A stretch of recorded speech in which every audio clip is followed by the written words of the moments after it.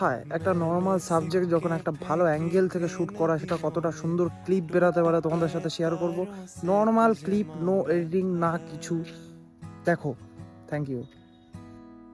मैंने सपने देखे थे बस तेरे, पक्के दिल से तुझे पुकारा था।